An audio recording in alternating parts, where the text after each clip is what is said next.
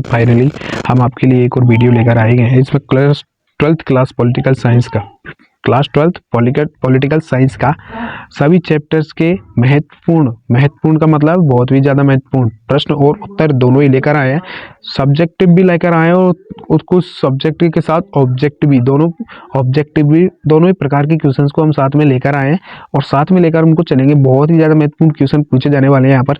ये वाला क्लास है, सब्सक्राइब कर लो और लाइक कर दो वीडियो को। या सेट 3 है, इससे पहले हम सेट 2 कर चुके हैं। जो भी उस सेट 2 को नहीं देखे हैं वो जाकर प्लेलिस्ट में देख लीजिए। और स्टार्ट करने पहले एक लाइन मैं आपके लिए बोल दूं, अगर आप सुनना चाहो तो। अच्छी है, वैसे तो बुरी नहीं है कि चलो इससे लास्ट में भी हम एक लाइन बोलेंगे कि करना वही है, मतलब कि दोबारा से बोलता हूँ, अच्छे ठीक से बोलता हूँ, वही तो करना है जो नहीं हो सकता।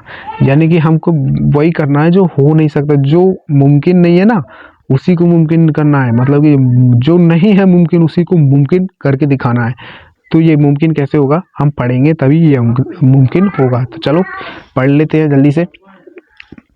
क्वेश्चंस को पढ़ेंगे तो पढ़ाई होगी, इसके आंसर को जानेंगे तो पढ़ाई का महत्व निकलेगा। तो चलो क्वेश्चन नंबर 1, मंडल आयोग या दूसरी पिछड़ा वर्ग आयोग क्या है?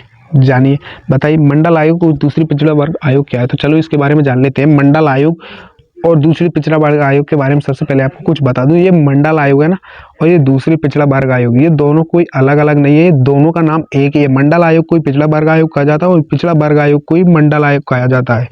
इन दोनों का ही नाम एक जैसा है, मतलब ये एक ही है, ये दोनों नाम अलग अलग है, बस ये इसका काम एक ही है। चलो तो यहाँ पर जान लेते हैं इनके बारे में। केंद्र सरकार जनता पार्टी ने 1978 में एक आयोग का गठन किया, उसे ही मंडल आयोग कहा गया। इसका मुख्य उद्देश्य अन्य पिछड़ा वर्ग की स्थितियों को सुधारने का था। इसका अध्यक्ष बिंदेश्वरी प्रसाद था और इस आयोग को इसके अध्यक्ष के नाम पर मंडल कमीशन भी रखा गया। और आज़ादी के बाद यह दूसरी बार था जब ऐसा कोई गठन किया गया, इसी कारण इसे मंडल आयोग या दूसरा पिछड़ा वर्ग आयोग कहा गया।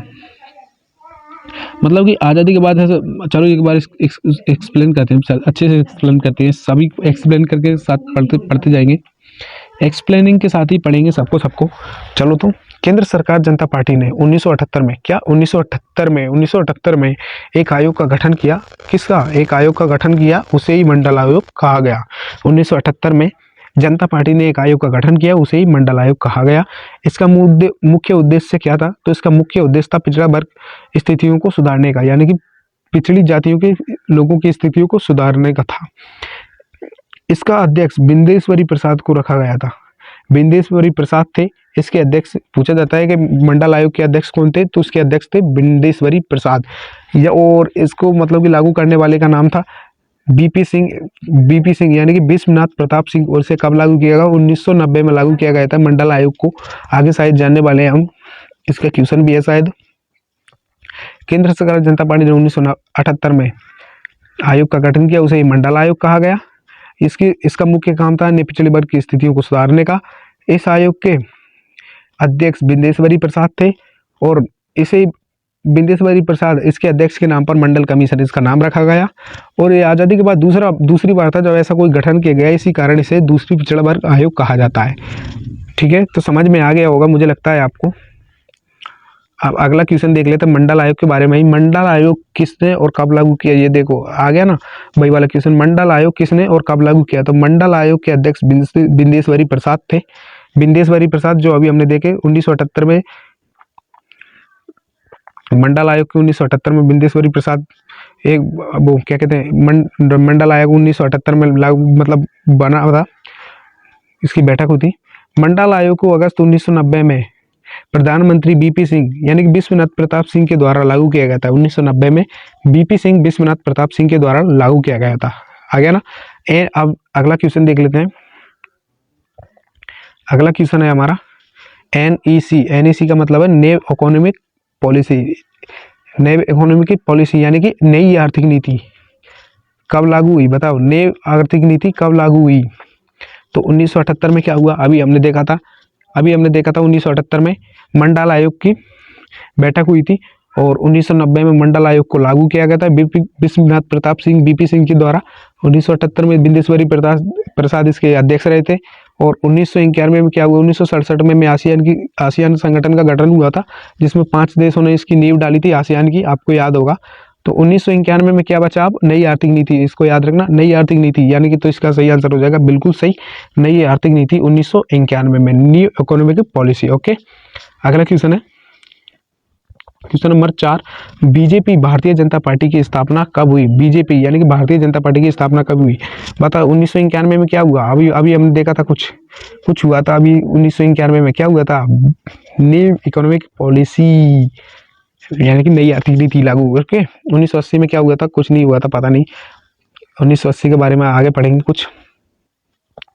तो बताओ 1974 में क्या हुआ था। 1974 में हुआ था पोखरण वाला काम, यानी कि हमारा पोखरण में हमारा क्या हुआ था, पहला परमाणु परीक्षण हुआ था पोखरण में, राजस्थान की भूमि, पोखरण में हमारा पहला परमाणु परीक्षण हुआ था 1974 में। बचा क्या यहाँ पर, 1980 में ही हुई थी भारतीय जनता पार्टी की स्थापना। कब हुई थी भारतीय जनता पार्टी की स्थापना, 1980 में। ओके, तो इसका सही आंसर हो जाएगा ऑप्शन नंबर बी, बिल्कुल सही। क्वेश्चन नंबर 5 है, भारतीय जनता पार्टी और जनता पार्टी में क्या कोई अंतर है, बताइए। भारतीय जनता पार्टी और जनता पार्टी में कोई अंतर है या नहीं, बताओ। तो ये बहुत ही ज़्यादा ध्यान देने वाली बात है कि जनता पार्टी और भारतीय जनता पार्टी, और एक होता है जनता पार्टी गठन और एक होता है जनता पार्टी गठबंधन, ऐसा कुछ है। हाँ, जनता पार्टी जनता गठबंधन ये होता है, इनमें सभी में ये जनता गठबंधन, जनता पार्टी, ये सब अलग अलग है। तो इसका सही आंसर हो जाएगा बिल्कुल हाँ, भारतीय जनता पार्टी और जनता पार्टी में क्या कोई अंतर है, बिल्कुल हाँ अंतर है। तो इसका सही आंसर हो जाएगा ऑप्शन नंबर ए। तो चलो क्वेश्चन नंबर 6 देख लेते हैं। जनता पार्टी की स्थापना कब हुई, जनता पार्टी की स्थापना बताइए, जनता पार्टी की स्थापना कब हुई, 1980, 77, 84, 89, बताइए। 1980 में क्या हुआ था, बताओ। 1980 में क्या हुआ था, अभी हमने देखा था थोड़ी देर पहले, 1980 में क्या हुआ था, बताओ। हमारी वो भारतीय जनता पार्टी की स्थापना 1980 में हुई थी ना, भारतीय जनता पार्टी की स्थापना, बिल्कुल सही। तो 1974 में हमारी जनता पार्टी की स्थापना हो गई थी, 1977 में भारतीय जनता पार्टी की, मतलब जनता पार्टी की स्थापना हुई भारतीय जनता पार्टी की 1980 में, और जनता पार्टी की 1977 में, बिल्कुल सही। अगला क्वेश्चन देख लेते हैं, question number 7, Bharatiya Janata party को किस किस ने बनाया, बिल्कुल बताओ। भारतीय जनता पार्टी को किस किस ने मिलकर बनाया था, अटल बिहारी वाजपेयी ने, एल के अडवाणी ने, ए और बी दोनों ने। तो इसका सही आंसर हो जाएगा बिल्कुल सही, अटल बिहारी वाजपेयी भी शामिल थे और एल के अडवाणी भी थे। तो इसका सही आंसर हो जाएगा बिल्कुल सही, ए और बी दोनों ने। अगला क्वेश्चन है क्वेश्चन नंबर 8, भारत में नई आर्थिक नीति कब लागू हुई, तो हमने थोड़ी देर पहले देखा था। इसका सही आंसर बिल्कुल सही, 1980 में क्या हुआ था, 1980 में क्या हुआ था, भारतीय जनता पार्टी की स्थापना। 1977 में क्या हुआ था, 1977 में क्या हुआ था, हमने थोड़ी देर पहले देखा था। बताइए, आप कमेंट करके बताइए। जनता पार्टी तो 1980 में क्या, 1991 में क्या हुआ था, नई आर्थिक नीति लागू हुई थी 1991 में, हमने थोड़ी देर पहले देखी थी। नेव इकोनॉमिक पॉलिसी NEC, मतलब कि NEC। तो चलो अगला क्वेश्चन नंबर 9, जनता दल का गठन कब हुआ, देखा। जनता पार्टी में समझ लेना, अभी से जनता पार्टी में समझ लेना, जनता दल है ये, जनता दल है, जनता पार्टी और भारतीय जनता पार्टी और जनता दल, ये तीनों के तीनों बिल्कुल भिन्न है एक दूसरे से, इनमें ये बिल्कुल अलग अलग है, तीनों के तीनों बिल्कुल अलग है, इनको गलती से भी एक मत समझ लेना। तो बताइए जनता दल का गठन कब हुआ, 1977 में। 1977 में जनता पार्टी की स्थापना हुई। 1988 में क्या हुआ, तो इसका सही आंसर हो जाएगा जनता दल का गठन 1988 में हुआ। 1978 में तो आपको पता ही, 1990 में क्या हुआ, कमेंट में बताओ, कुछ तो याद होगा यार, कुछ तो हुआ होगा 1990 में। चलो अगला देख लेते हैं। Question number 10, Bharatiya Janata party और जनता दल तीनों का अस्तित्व क्या है, तो इसका सही आंसर हो जाएगा बिल्कुल सही, भारतीय जनता पार्टी और जनता दल, जनता पार्टी सब अलग अलग है, जनता पार्टी और जनता दल एक नहीं है। भारतीय जनता पार्टी और जनता दल बिल्कुल ये सब कुछ अलग अलग है यार, इसका सही आंसर हो जाएगा बिल्कुल तीनों अलग अलग हैं, बिल्कुल सी। ये जनता दल, जनता पार्टी और भारतीय जनता पार्टी, इन तीनों का कोई मैच है ही नहीं यार। तो ये हमारे कुछ क्वेश्चन थे कल के लिए, मतलब कल हमने जो क्वेश्चन दिए थे आपको वो कर लेते हैं हम। तो हमने कल एक क्वेश्चन ये दिया था, मतलब कल की सेटअप में दिया था, सेट 2 में हमने ये सब बताया था, इन क्वेश्चंस को दिया था आपके लिए लास्ट में। आसियान संगठन में शामिल प्रथम 5 देशों के नाम बताओ।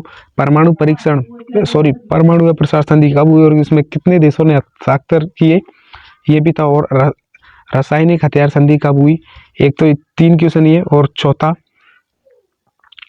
चौथा था जैविक हथियार संधि कब हुई।